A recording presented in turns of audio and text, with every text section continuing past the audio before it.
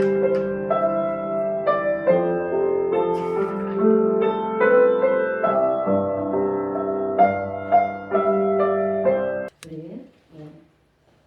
인사를 나누겠습니다. 여호와 샬롬. 여호와 샬롬. 여러분, 세상에 그 무엇과도 비교할 수 없는 것이 있다고 한다면 그것은 내가 예수를 믿게 된 것이고요, 하나님을 알게 된 사실입니다. 그런데 안타깝게도 이 사실을 모르고 사는 사람들이 세상에는 많이 있습니다. 또 그지나 외면하면서 또 부인하면서 하나님의 존재 자체를 부정하는 그런 사람들도 많이 있습니다. 그런데 우리 인간이라고 하는 존재, 사람이라고 하는 존재는 만물의 영장이라고 하면서 많은 것을 연구해서 과학기술을 만들어내고 그러지만, 여러분 사실 어떻게 보면 우리 인간이라는 존재는 자신의 운명에 대해서는 한 치 앞도 내다보지 못하는 존재라는 것입니다.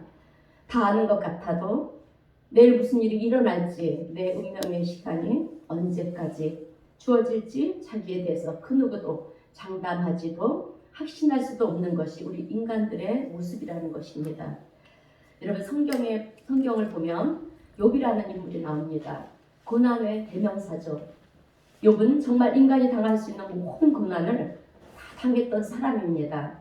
그래서 가족을 다 잃게 되었고 10명의 자녀들도 다 잃어버렸고 많던 재산도 다 잃게 되고 또 사업도 다 무너지게 되고 결국에는 질병까지 얻어서 기와장으로 자기 몸을 북북 긁으면서까지 괴로운 시절을 지낸 사람이 바로 욥이라는 사람입니다.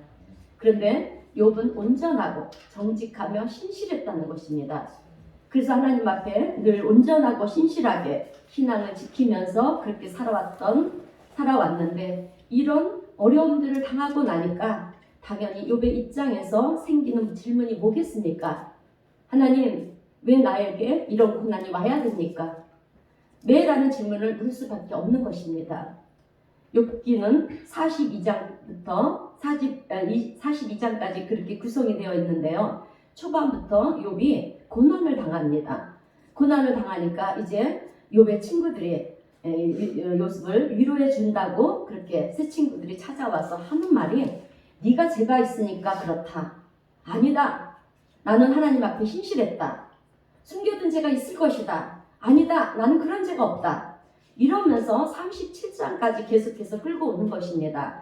그러다가 38장부터 41장까지 4장에 걸쳐서 침묵하고 계시던 하나님께서 이제 마지막에 답변을 주시는 거예요. 그런데 그 답변의 내용을 보면 우리는 왜 그렇습니까? 라고 그렇게 질문을 하면 거기에 대한 왜 그러느냐 하고 그렇게 답변을 하지 않습니까? 그런데 하나님의 대답은 왜 그렇습니까? 라고 하는 욥의 질문에 타당한 그런 답을 주지 않았어요. 전혀 어떻게 보면 생뚱맞은 그런 답을 주시는 거예요. 그 하나님이 말씀하신 그 내용을 요약해 보면 이런 것입니다. 무지한 네가 뭘 다 하려고 그러느냐? 네가 정말 다 아느냐? 다 알지 못하잖아. 그런데 마치 다 아는 것처럼 얘기하지 말아라. 그러면서 계속해서 하나님이 하시는 말씀은, 내가 이 땅에 기초를 놓을 때, 천지를 창조하면서 이 땅에 기초를 놓을 때 어디에다가 기초를 두는지 네가 아느냐? 바닷물이 넘치지 않고 바다에게 한계를 정해가지고 그 한계를 넘어오지 못하게 하는 그 비밀을 네가 받느냐? 우박이 하늘에서 내리는데 그 우박 창고를 네가 받느냐? 사자의 먹이를 누가 주는지 아느냐? 들짐승들의 먹이를 누가 줘서 살게 하는지 그 원리를 네가 아느냐? 이렇게 하나님은 엉뚱한 답변을 하시는 것입니다. 그런데 욥은 아는 것이 하나도 없는 거예요. 그래서 욥기 42장에서 욥이 하나님께 고백을 합니다. 뭐라고 고백을 하냐면, 내가 여태까지 주장했던 것, 내 자신을 변호하며 주장하고 하소연했던 것, 이런 것들을 주님 다 취소하겠습니다. 그리고 죄와 티끌을 뒤집어 쓰고 제가 회개합니다. 하나님 앞에 회개하면서 엎드리는 욥의 모습을 여러분 우리는 성경에서 보게 됩니다. 여러분 사실 우리는 다 아는 것 같아도 모르는 게 더 많습니다. 그런데 우리의 무지함을 가지고 하나님의 존재에 대해서 평가를 할 때가 많이 있다는 거예요. 여러분, 지혜로운 사람은 어떤 사람인지 아십니까? 자신의 생각보다 남의 이야기에 귀를 기울이는 사람이 지혜로운 사람이에요. 특히나 하나님의 말씀, 성경의 말씀이 나에게 뭐라고 말씀하시는가? 그 말씀에 귀를 기울이는 사람은 그 사람이야말로 진정 지혜로운 사람이라는 것입니다. 그런데 이렇게 말하는 분들이 종종 있어요. 성경 말씀이 요즘 우리가 사는 시대의 가치관에 맞지를 않는데 우리가 그지나 지켜야 됩니까?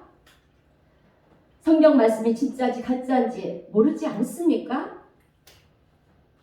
그래서 성경 말씀이 진리인지를 놓고 요즘 과학적으로 논쟁하는 분들이 많이 있어요. 그런데 여러 가지 근거를 가지고 과학적으로 그렇게 논쟁을 하지만 오히려 여러분, 그들은 세상의 여러 문전들보다 성경이 가장 사실에 가까운 그런 책이다라고 입증들을 하고 있습니다. 여러분, 성경 말씀을 읽어보면요, 마음을 열고 읽어보면 성경 말씀이 진리라고 하는 것을 우리는 알게 돼요. 그래서 머리를 끄덕이면서 맞아. 그렇게 창세기 1장부터 요한계시록까지 말씀을 읽다 보면 정말 성경은 진리였구나, 진리구나, 이것을 우리는 확인하게 됩니다. 그리고 성경에서 이야기하는 하나님에 대해서도 여러분 우리가 알아가게 되는 것이고요. 그리고 그 하나님을 나중에는 우리의 삶 속에서 느끼면서 또 살아갈 수 있게 되어진다라고 하는 것입니다. 그래서 성경 말씀을 따라 우리 자신의 삶을 돌아보니까 너무도 감사한 것입니다. 내가 예수를 믿는 사람이 되었다는 것이고, 그 감사한 것이 또 내가 하나님을 아는 존재에서 살아간다는 것, 이것이 얼마나 감사한 것이고 놀라운 은혜이고 축복인지를 우리는 알게 되는 것입니다, 여러분. 그래서 저는 오늘 우리가 예수 믿는다는 것이 무엇이냐, 단순히 주일날 교회에 나와서 예배드리고 그렇게 가는 것을 의미하는 것이 아니라는 것입니다. 그러면 예수를 믿는다는 것이 무엇이냐, 세 가지를 전하면서 함께 하나님의 말씀의 은혜를 나누려고 합니다. 그런데 이 말씀을 여러분 오늘 나의 마음에 새길 때 지금의 위기와 어려움들을 능히 이겨나갈 수 있는 우리 성도님들이 되실 줄로 믿습니다. 여러분, 살다 보면 때로는 우리가 감당할 수 없을 것 같은 큰 위기와 그리고 어려움들이 우리에게 닥쳐옵니다. 그러나 오늘 세 가지 사실을 마음에 새기면서 여러분 우리 하나님의 은혜 가운데 능히 넉넉히 이기시는 우리 성도님들이 되시기를 주님의 이름으로 축원드립니다. 아멘. 네, 자, 그러면 우리가 예수를 믿는다는 것은 첫 번째로 하나님의 자녀로 살게 되었다라는 의미입니다. 우리가 어떻게 예수를 믿는다는 것이 무엇이라고요? 하나님의 자녀로 살게 되었다는 것입니다. 내가 하나님의 자녀가 되었다라고 하는 의미예요. 그런데 목사님, 늘 듣던 얘기네요? 네, 맞습니다. 우리가 늘 듣던 말이에요. 다 아는 얘기입니다. 하나님의 자녀가 되었다는 것을 우리는 다 압니다. 그런데요, 우리는 그 뜻을 잘 이해하지 못하고 살아갈 때가 많다는 거예요. 여러분, 하나님의 자녀가 되었다는 것은 머릿속으로, 이론적으로 내가 하나님의 자녀가 되었습니다, 이 차원이 아닙니다. 자녀를 두신 부모님들은 자녀가 내 인생에 있어서 어떤 존재이고 의미인가라고 하는 것을 아실 것입니다. 자녀를 낳기 전에는 내 마음대로, 내 계획대로 그렇게 살아왔어요. 그런데 자녀를 낳고 부모가 되어보니까 이 자녀라고 하는 것이 뭔지를 알게 되는 것입니다. 부모와 자녀와의 관계라고 하는 것이 어떤 것인지를 비로소 부모가 된 다음에 깨닫게 되는 거예요. 그런 의미에서 여러분들의 자녀가 우리 성도님들에게는 어떤 의미입니까? 여러분, 자녀는요, 그냥 하나의 자녀가 아닙니다. 자녀라고 하는 존재는 부모에게 있어서 인생의 전부예요. 안 그렇습니까? 자녀를 낳기 전까지는 내가 계획을 세우고 내가 무슨 일을 행했다 하면 이 자녀가 태어나는 순간부터는, 그 갓난아기가 태어나는 순간부터는 여러분 나의 모든 계획과 나의 모든 생각은 없어지고 모든 것의 중심에 자녀가 있습니다. 안 그런가요? 그래서 아이를 중심으로 해서 계획을 세워야 되고요. 아이를 중심으로 해서 어떤 일들을 만들어 가는 것입니다. 그러니까 내 삶의 모든 것의 초점이 자녀에게 여러분 맞춰진다라고 하는 거예요. 그래서 자녀는 태어나는 순간부터 부모를 치리하게 되어 있는 거예요. 그래서 밤에 잠을 자다가도 아이가 울면 어떻게 합니까? 달려가지 않습니까? 아무리 졸려도 일어나서 아이에게 가야 해요.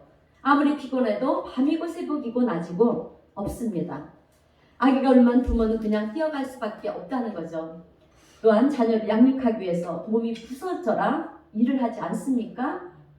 그러나 부모는 여러분 피곤할 줄 모릅니다. 왜요? 왜 그렇습니까?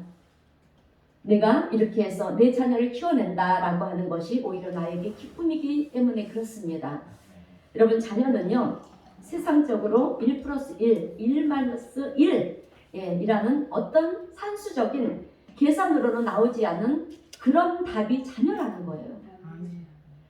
그래서 내가 손해를 보지만 여러분 기쁜 것입니다. 이것이 자녀라는 존재예요. 그리고 아이가 조금이라도 아프거나 다치기라도 하면 여러분 부모의 마음은 어떻습니까? 찢어집니다.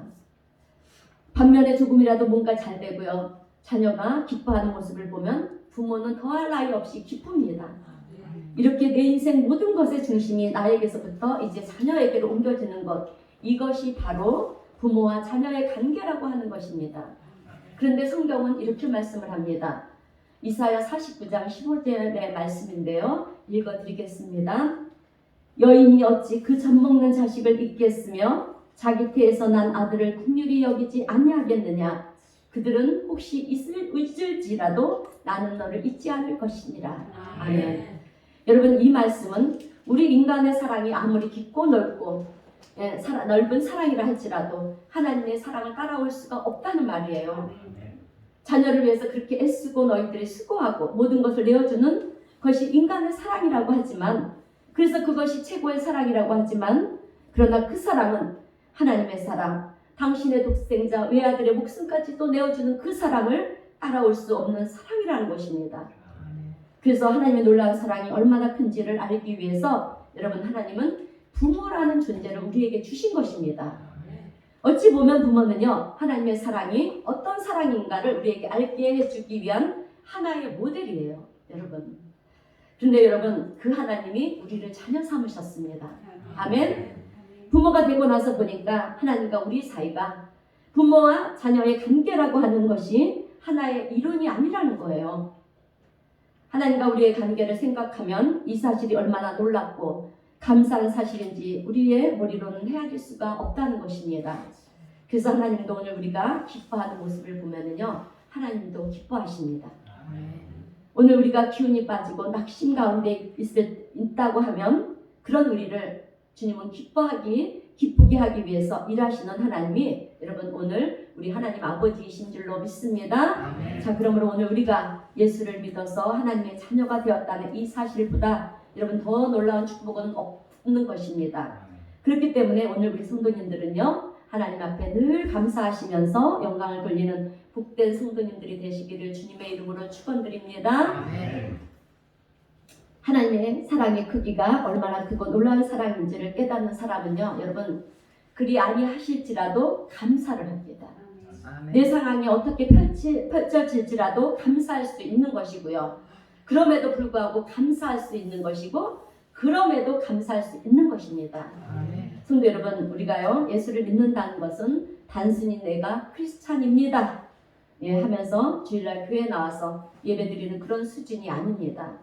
천지를 창조하신 하나님의 자녀로 창조하신 그 하나님의 자녀로 내가 살아가는 거예요. 이 사실에 대해서 우리는 늘 기뻐하고 감사하면서 주님과 동행하는 우리 성도님들이 되시기를 다시 한번 주님의 이름으로 축원드립니다. 자, 두 번째로 우리가 기억해야 될 것은 예수를 믿는다는 것은 여러분 하나님의 자녀가 되었다고 그러면 하나님이 끝까지 책임지시는 인생을 살게 되었다라는 것입니다. 아멘. 하나님이 우리 인생을 책임져 주시는 줄로 믿습니다. 아멘. 여러분 우리는 누가 나를 돌봐준다 그러면 여러분 이것만도 얼마나 감사한지 몰라요. 그런데 천지를 창조하신 전능하신 하나님이 여러분 나를 책임져 주시고 돌봐주신다는 것은 우리 인생이 얼마나 큰 감사인지 모릅니다. 그러므로 오늘 이 사실을 잊지 않는 우리 성도님들이 되시기를 바랍니다. 아멘. 자, 그런데 어떤 분은 이런 질문을 해요. 목사님, 그런데 왜 나는 이렇게 일이 안 풀리나요? 왜 저에게는 몹쓸 질병이 오는 것입니까? 여러분 우리가요 살다 보면 이런 어려움 저런 어려움들이 찾아옵니다. 그럴 때 왜 이런 어려움들이 와야 됩니까? 라고 묻는다면 반대로 돌려서 묻겠습니다. 세상 사람들에게도 다 가는데 그런 일이 당신에게는 왜 피해가는 일이 되어야 하는지 도대체 그 이유가 무엇입니까? 여러분 왜라고 묻지를 마시기를 바랍니다. 중요한 것은 우리는 이해할 수가 없어요. 거기에 대해서 누가 무슨 답변을 줘도 우리는 납득할 수가 없습니다. 우리에게 필요한 것은 신뢰예요. 하나님을 신뢰하는 것입니다. 아멘. 그래서 하나님은 나보다 나를 더 사랑하시는 나의 아버지가 되신다. 그분은 선하시긴 분이시기 때문에 반드시 뭔가 뜻을 이루실 것이다. 이렇게 우리는 하나님을 신뢰하는 믿음이 필요합니다.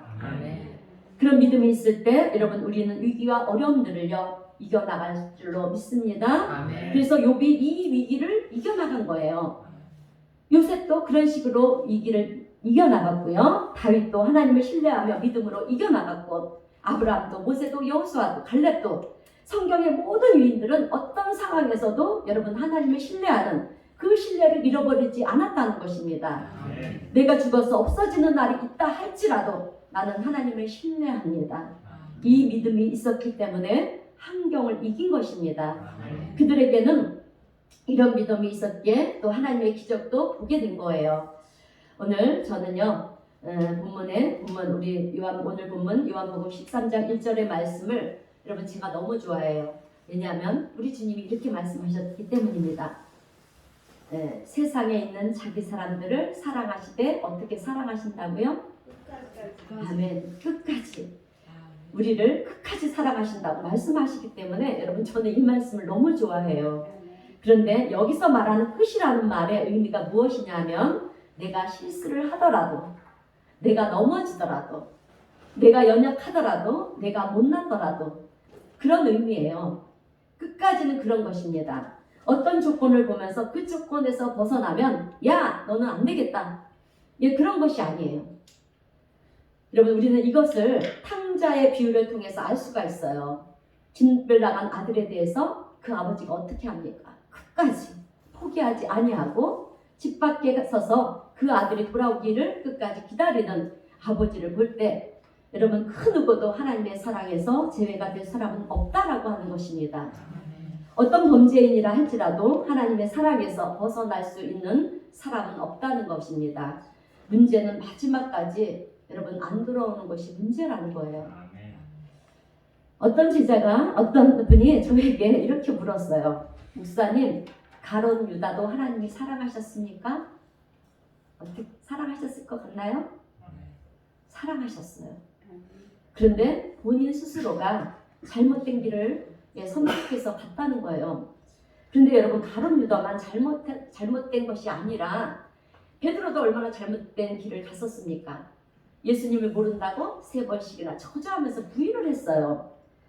그러나 베드로는요 통곡을 했습니다. 자기 자신을 돌아보면서 자기의 부족함을 깨닫고 하나님의 은혜를 구할 때 여러분 베드로는 어떤 사람이 되었습니까? 예수님의 수제자. 아멘. 예수님의 수제자 위대한 사도가 되었어요. 그러나 가룟 유다는 자기의 생각을 따라 가서 자기가 모든 것을 결정해 버렸기 때문에 여러분 하나님의 사랑이 그를 도울 수가 없었습니다. 여러분 하나님은 우리에게 자유의지를 주셨어요. 우리에게 선택권을 주셨습니다. 그래서 선택은 우리가 하는 거예요. 그런데 우리가 어떤 모습으로 있다 할지라도 여러분 돌아서서 온다고 한다면 하나님께서 품지 못할 사람은 없다라는 것입니다. 오늘 우리는 분명히 알아야 될 줄로 믿습니다. 여러분 때로는 우리가 크고 어려운 문제들을 만나게 되었을 때 이제 우리는 어떻게 해야 되느냐면 하나님 나의 아버지가 되시고 하나님은 나의 아버지가 되시고 나를 도우시는 분이시다. 그리고 합력하여 선을 이루시는 분이시다. 이렇게 우리가 주님을 믿게 되면은요. 여러분 우리는 어떤 기도를 하느냐면 주님 내가 지금 어려운 가운데 있지만 주님은 나를 도우시는 하나님이신 줄로 믿습니다. 나는 믿습니다. 여러분 이렇게 입술에서 고백이 나오고 자신감이 생기게 됩니다. 그러면 크고 더러운 상황을 우리가 만나게 되고요. 나를 사랑하시는 하나님께서 나와 함께 하시고 나를 도우신다는 것을 나는 믿습니다. 이런 자신감, 이런 각오가 생기는 거예요. 그래서 그래 해보자. 할 수 있다. 하면 된다. I can do it. 하나님이 함께 하시면 나는 할 수 있다. 여러분 이런 용기가 생기고요. 자신감이 생기는 거예요. 여러분 마태복음 28장 맨 끝절인 20절 말씀을 보면 우리 예수님께서 또 이렇게 말씀을 하셨어요. 세상 끝날까지 너희와 항상 함께 있으리라. 그리고 오늘 본문 1절에서도 어떻게 말씀하셨습니까? 우리를 사랑하시되 끝까지 사랑하신다고 주님이 말씀하셨어요. 그러므로 오늘 우리에게 주신 귀한 말씀을 믿음으로 붙잡으시고요. 항상 세상에서 강하고 담대한 그래서 자신감이 넘치는 그런 삶을 살아가는 우리 성도님들이 되시기를 주님의 이름으로 축원드립니다. 자, 세 번째로 마지막으로 우리가 예수를 믿는다는 것은 여러분 하나님의 사랑을 나누며 사는 것입니다. 자, 그래서 좌절과 절망 가운데 있는 사람들이 있으면요. 그들에게 하나님의 사랑을 나눠주는 거예요. 하나님은 살아계십니다. 하나님은 우리를 도우십니다. 그리고 길이 없어 길을 찾는 자에게 하나님께서 길이 되어주십니다. 예수님만이 길이요 소망입니다. 이것을 전해주는 거예요. 그래서 길이 없어 길을 찾는 자에게 길을 보게 만들어주는 것이 여러분 예수 믿는 우리들의 사명이라는 거죠. 그리고 그들을 위로해주고요. 격려해주는 것이 우리의 본분입니다. 이것이 우리 크리스찬들이 예수 믿는 삶의 방식이라고 하는 것입니다. 성도 여러분, 지금은 어느 때보다 더욱더 하나님의 사랑을 전할 때예요. 물론 지금 우리가 코로나로 인해서 우리 행동 반경이 정해져 있고 또 생활 수칙에 맞춰서 우리가 살아가야 되기 때문에 사실 전도하기는 어려워요. 그러나 여러분 우리가 전도할 대상이 있다면 기도하시고요. 전화로라도 하나님의 사랑을 전하는 저와 여러분이 되시기를 바랍니다.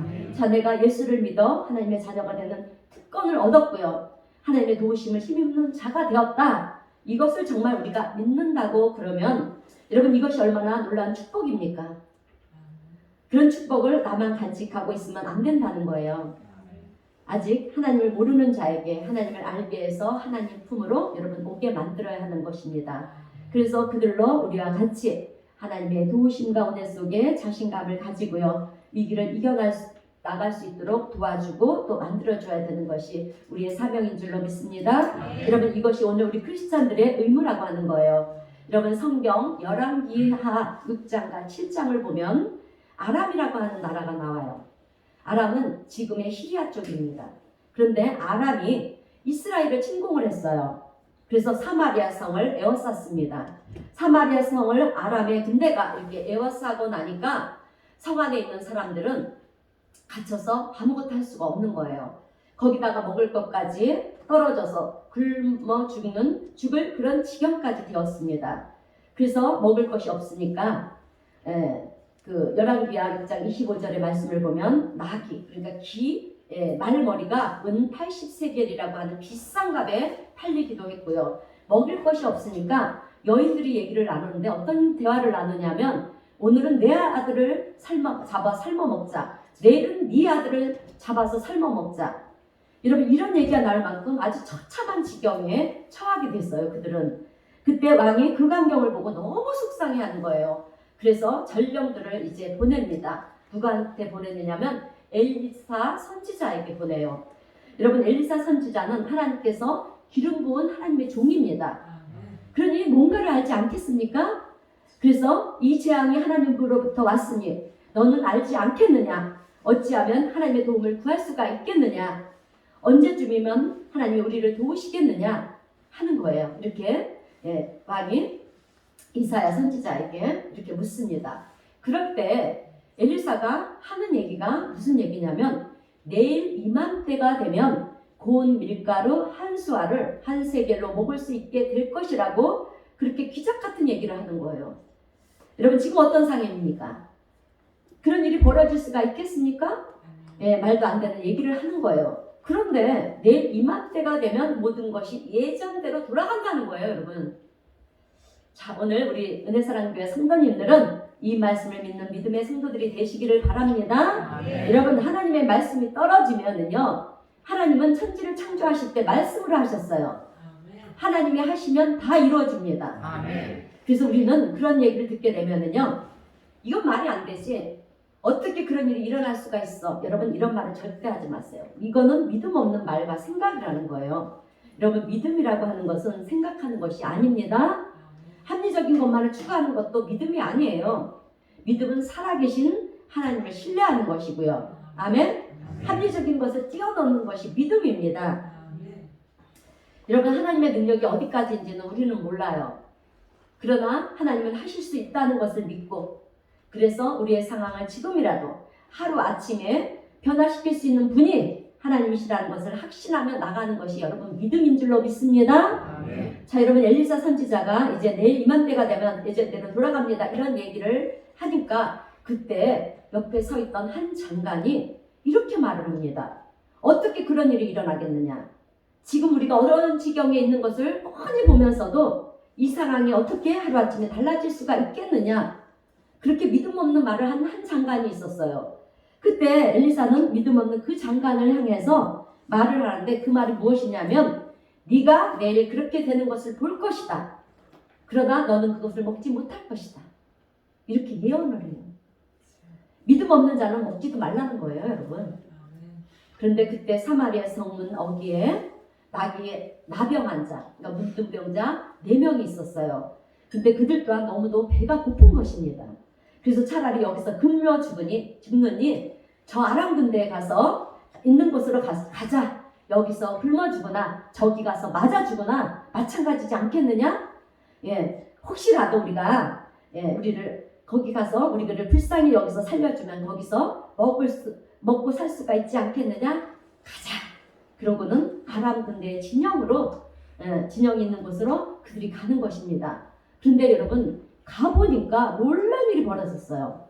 아람 군사들이 있을 줄 알았는데 여러분 아람 군사들이 아무도 없는 거예요.